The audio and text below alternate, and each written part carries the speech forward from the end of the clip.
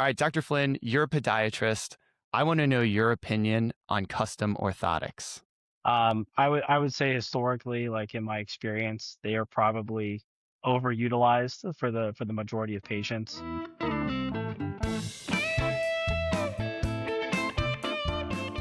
In the foot and ankle world with orthotics, we're capturing a static mold of the foot. We're not capturing it through the gait cycle. And so in order to obtain very good accuracy that's going to really serve the patient well, it's incredibly difficult to do. And so because it's so difficult, their efficacy and their effectiveness goes way down historically. Now, that's not to say that not any patient can benefit. It's just historically many patients don't, or there's a lot of adjustments that are required where the patients aren't going to get the result that they thought they were going to get or is intended to get, as opposed to a simple over-the-counter insert. So you think a lot of times, and for most people, the over-the-counter insert, which is much cheaper, is just as effective as a custom, perfectly fitted orthotic tube built for your foot. Correct. And so it's like when we see a lot of runners like where we're at in Phoenix and Scottsdale.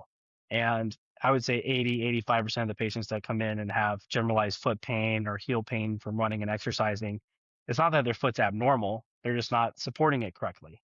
And so it's those types of patients where, hey, we can get by with this good over the counter insole for $45 as opposed to spending $700 on a custom pair.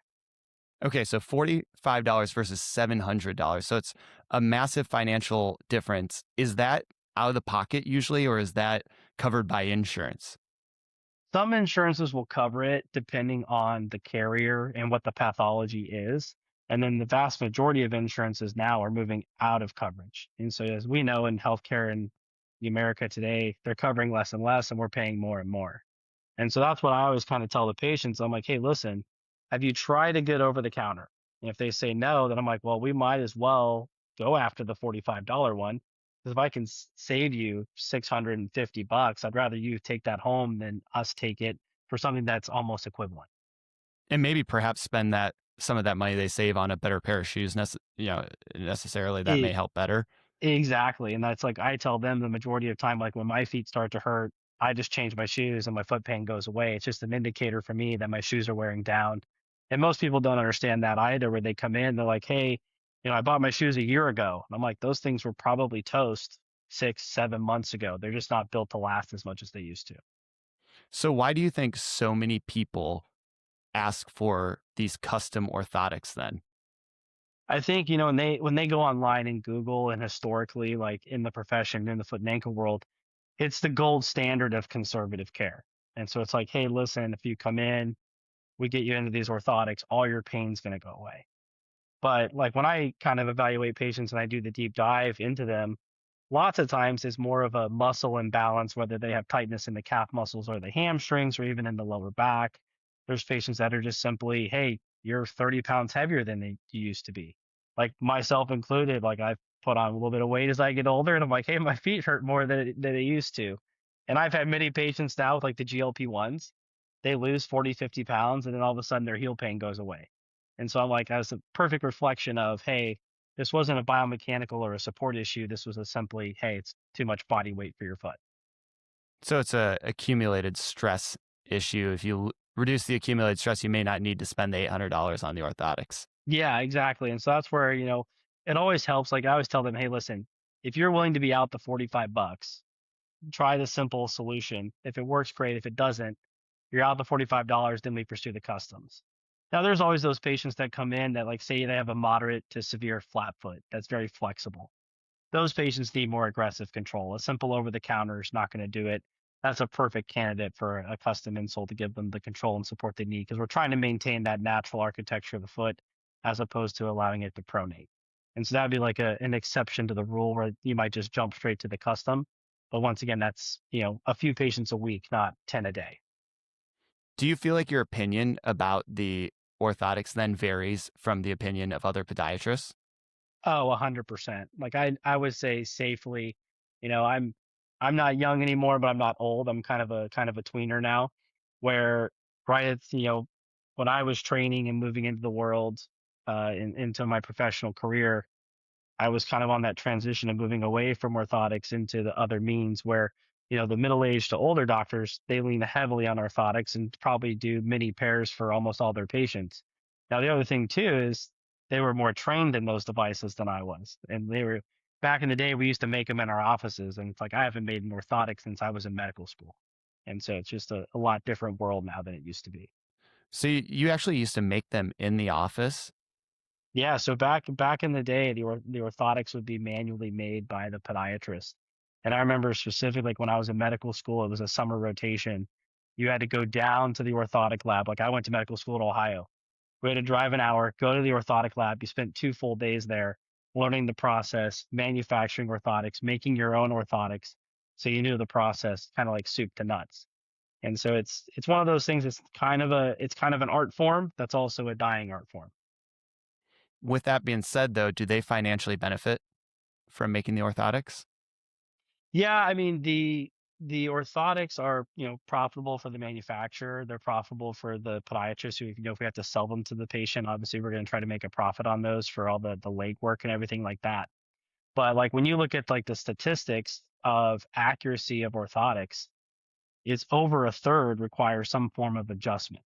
So it's like, say I made a pair of a custom orthotics for you, you put them in your running shoes, you ran around the block, you're like, hey, you know what? I feel like it's rubbing here, or there's irritation here. Well, we have to send those back to the lab for modification. Now, typically that's covered by the lab and we eat the cost of that. But when you get into, hey, we've made 3, 4 adjustments, that profit margin you're losing in the materials and the time associated with making those adjustments. You said you had some foot pain. Did you have like a personal connection to podiatry that led you into it? Or how did you go about getting into podiatry? So that's kind of a twofold story. So for me, I remember specifically like when I was in the third grade, my mom sustained a Jones fracture. And so Jones fracture is a fifth metatarsal fracture, kind of notorious for slow healing in the foot and ankle world. And so I remember vividly, this was early 90s at this point. I was going into the podiatrist office every month, and that fracture took about like 9 months to heal in my mom's foot. So I was in there 9 times because we would go after school to her appointment, and I just remember looking at all the stuff on the wall, looking at the X-rays, and so it kind of made an impression on me. The other thing is, like my oldest brother, he's a type 1 diabetic. And so with him being a type 1 diabetic, he routinely sees the podiatrist for foot care. Now he sees me, he's my patient. And so I was kind of always exposed to it. And so that was where like when I was kind of going into medical school and deciding, hey, what do I want to pursue? For me, podiatry was kind of always there. I get to do diabetics, I get to do fractures, I get to do sports medicine, I get to do pediatrics. It's a vast field, all in, hey, we do foot and ankle. And so it gives me a lot of variety, and I just kind of fell in love with it. Have you found yourself then tailoring or niching down to a specific aspect of podiatry? Or do you like the wide variety, openness of the practice? It's a little bit of both. So I graduated medical school 13 years ago, and so been out practicing now for that long. And initially, I loved the full scope. Like I've always said, I'll see anything and do anything. Now that I'm kind of entering the early part of the middle part of my career, I'm starting to slowly trend my practice into certain areas where it's like historically I've always been heavily surgically driven. That's become more so over the last several years. And then living where we live, Phoenix, Scottsdale, we see so many, weekend warriors and sports and athletes where sports medicine's kind of taken a big subset into my practice as well as reconstruction and being affiliated with the university and limb salvage. It's narrowed down, but not a ton. What are the most common sports medicine conditions that you treat? So most common around here is Achilles. Achilles everything. And so like we see them all the time, the pickleballers, whether that's ruptures or partial tears or insertional tendinopathy. See a lot of ankle sprains, and so lateral ankle ligament instability. And then you kind of have the bread and butter like plantar fasciitis, get some turf toe, we get some plantar plate injuries up in the digits. And so those are the main ones for sports medicine. It's a lot of soft tissue injury. A lot of recovery, rehab, rest, more Yes. clinically conservative style of care. Yeah, but I typically, as my age has gone up and my practice has kind of migrated, and patients are very hesitant nowadays to take ibuprofen and some anti-inflammatories, trending more into the PRP injections, the alternative means of medicine. which have been shown to be, very effective and has been successful in managing these people conservatively. And so it's kind of, we always try to treat them conservative if we can. And, 85% of these statistically always respond to conservative care. It's the other 15 that don't, that, we're here to help out. And that's where you lean into PRP, which can help regenerate some of that worn out tendon and cause it to heal properly. Exactly. Yeah. It's always, if you can I always tell the patient, hey, we're taking your own body's natural process and we're just putting it right where we need it. It's like that focused miracle grow, focused fertilizer on the plant to get it to juice back up. And, so far, I've done it on myself and it's worked wonders. And I've had good success with it on my patients. Do you feel like that's impacted the amount of Achilles operations that you've done? Oh, yeah. I was actually tracking that. 3, 4 years ago, before I got heavy into PRP injections, I was doing a lot of Achilles surgery. And then that slowly has like tapered down. Now, granted, I did one today, but there were days 3, 4 years ago where I was doing 3 or 4 a day. And now that's really like tapered down because I've kind of gotten my algorithms and my modalities kind of fine tuned where we can hopefully avoid these types of procedures. Awesome. Let's go back to orthotics. Yep. What are the most common reasons that you see people get sent to you for custom orthotics? hmm And what are the ones that would actually benefit from custom orthotics? Gotcha. That's a good question. I would say the most common reason I get referrals for orthotics is patients with bunions. And while there is like a biomechanical aspect of the bunion, I always tell the patients when I see them, hey, listen, if I get you in an orthotic, it's not going to cure your bunion. It's not going to make the bone go back into place. Now, will it slow the progression or the worsening of your bunion? Yes, it can, but it's not going to cure you. So we see that a lot, and that's where those patients like, is it beneficial with $700 on the line, or can we get away with something else? And so that's a main point of discussion in that regard. Second most common, I would tell you, is the flat foot, whether that's adult or pediatrics. Those patients are a good one for customs. There's some more mild ones where you can probably get by with an over the counter and some, calf muscle stretching and maintenance, but that's a heavily trending like custom route. And the other third most common is just the standard plantar fasciitis heel pain or the generalized foot pain in the overuse athlete, where they're running 5 days a week, heavy mileage, or the standard heel pain. In those patients, when it's just mileage or overuse or plantar fasciitis, that's a basic support.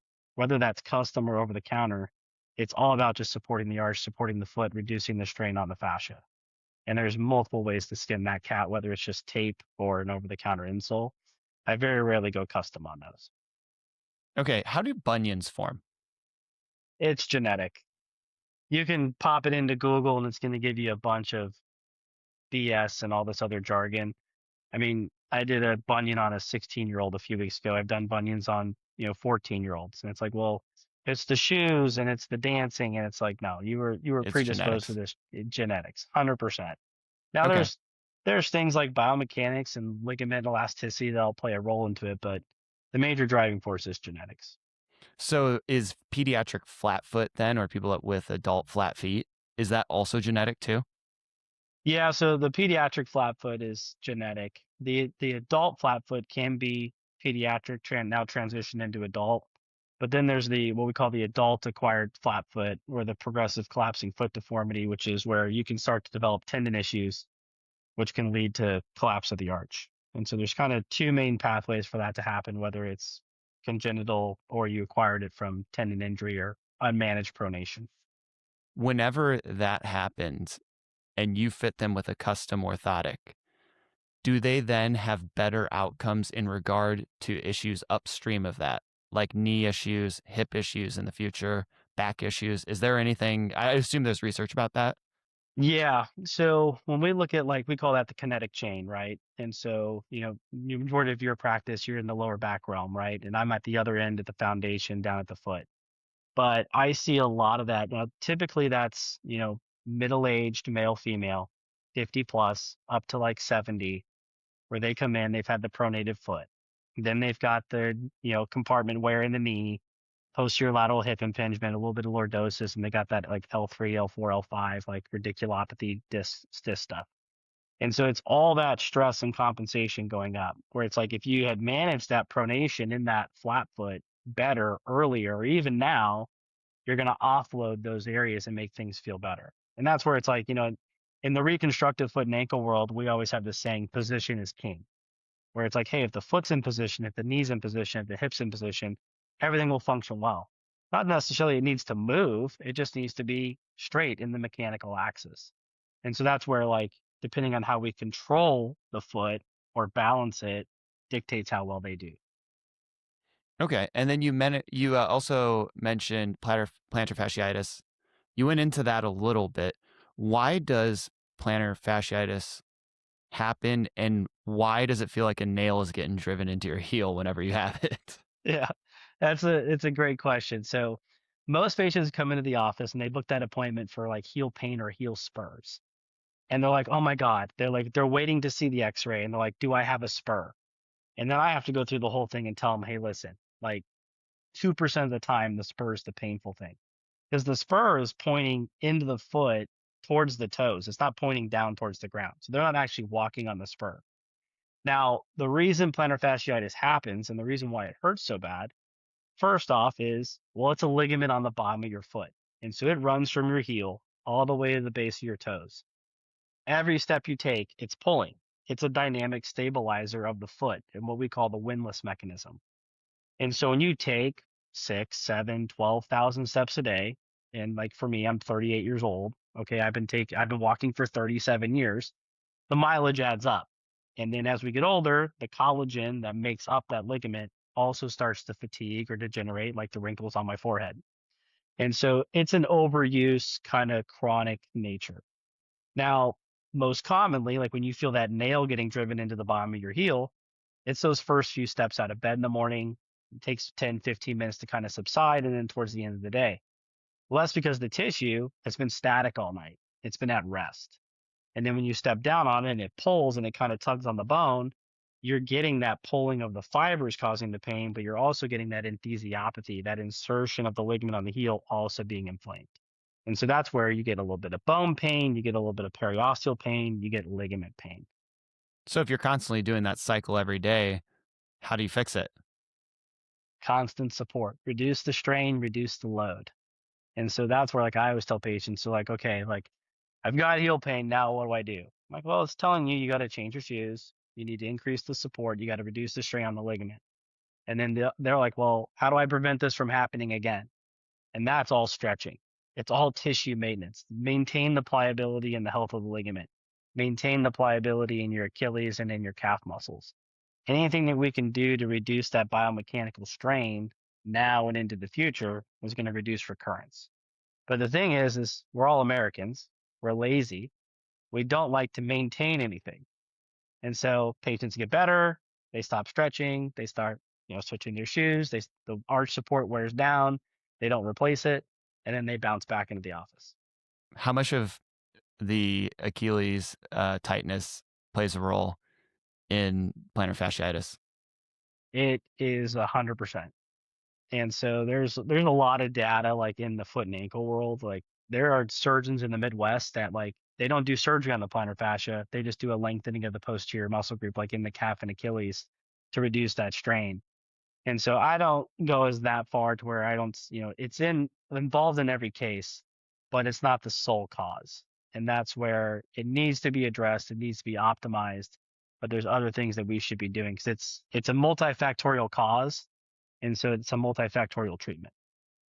And the foot is just something that's so hard to unload. There's two ways that injuries in musculoskeletal systems occur, right? It's overuse injuries from repetitive motions, or it's that overwhelming force that happens where people think of like Achilles tears or ACL injuries. And I think it's probably, if I had to guess, the same way for the foot. And the problem is with the foot, it's really hard to unload, similar to the back.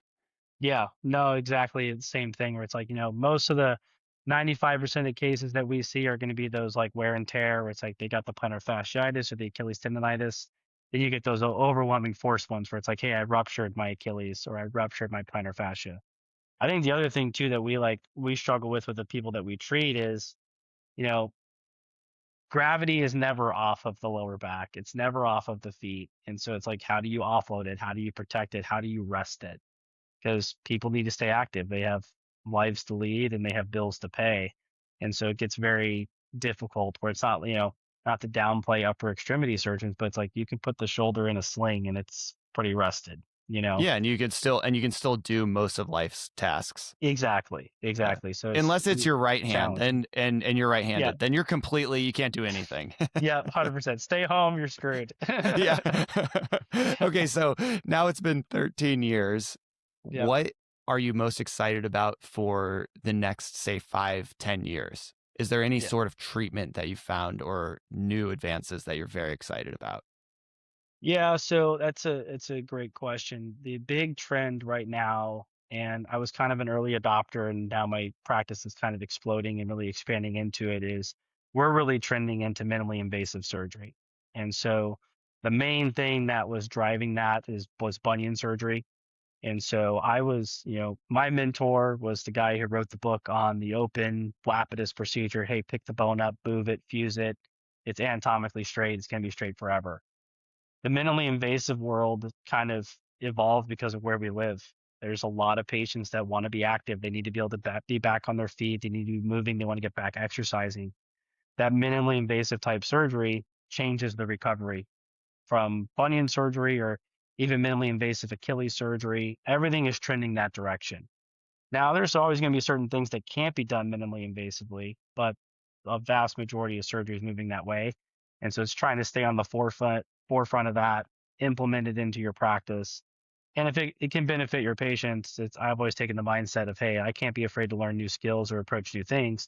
It's going to help people, then I need to be able to do it. What's the typical recovery for an open bunion surgery versus minimally invasive? So it kind of varies surgeon to surgeon, like protocol wise, but I would say like the vast majority of myself and like my colleagues is like if you do the open procedure, pick the bone up, move it, fuse it, 2 weeks in a cast, 8 weeks in a boot, foot swollen for a year, and they're stiff, and there's typically there's going to be something we're going to complain about, whether it's the scar, the lingering swelling, or we have to go in and take hardware out, and so that's where it's it may be straight, but there's always we're trading one evil for another. The minimally invasive surgery, they walk the day of the surgery. They go into a protective shoe and they're back into sneakers within 4 to 6 weeks. And so when you compare those things like apples to really oranges, any patient's going to take the, hey, I want to walk the same day and get back into shoes quicker. Swelling always lingers. It's an extremity, 6, 12 months. But when you're trading smaller scars for a big open one, it's less abuse to the foot. The swelling rebounds quicker and there's lower risk associated with it. So it's like, hey, if I'm shortening your recovery, getting a similar functional and cosmetic result, why would I not do it? And even long term, they maintain the same level of results as open surgery. Yeah, so like we're just now putting out the studies on recurrence rates, and when you look at like all the recurrence rates of it, the minimally invasive is equal, if not better, than the open procedure. Wow. So the big takeaways that I have are saving money on the installs, right? Yeah, And doing the over the counter variety first. And maybe in the future, if you need to pay for the more custom ones, do that. the biggest takeaway I can tell people is that exact statement. And then in today's economy and everything that's going on, save yourself the $650 if you can. And then when it comes to heel pain and plantar fasciitis, which most of us have dealt with at some point, it's Yeah, every bit about as much about maintenance as it is about treating the problem. Because if you don't maintain it, it's likely just going to come back. 100%. You got to support your foot. There's no way around it. You rotate the tires on your car, you put new tires on your car. You have to take care of your feet. The more that you can maintain your system and maintain your body, the better it's going to perform. Look at Tom Brady. Guy's like almost 50 and still looks better than, the vast majority of us that can still play in the NFL because You he can still throw a maintains. good spiral. Exactly. Yeah. And then finally, if you are going to need surgery for something like bunions, which mainly are genetic, Mhm. strongly consider finding a podiatrist like yourself that is trained in the techniques of minimally invasive surgery. Yeah, 100%. And that's where, if you come see me, great. If you don't, you need to just make sure you're getting every option offered to you because there's multiple ways to skin the cat and you just want to make sure that you're a good candidate for the right procedure And if you are a candidate for the minimally invasive, I would tell you that's the way to go. Awesome. Well, I appreciate it, Dr. Flynn, and thanks for coming on the show. And I hope everybody out there can keep their feet healthy so they don't have to see you. Yeah, me too. Fingers crossed. I had a great time doing this. We'll have to do it again. Absolutely.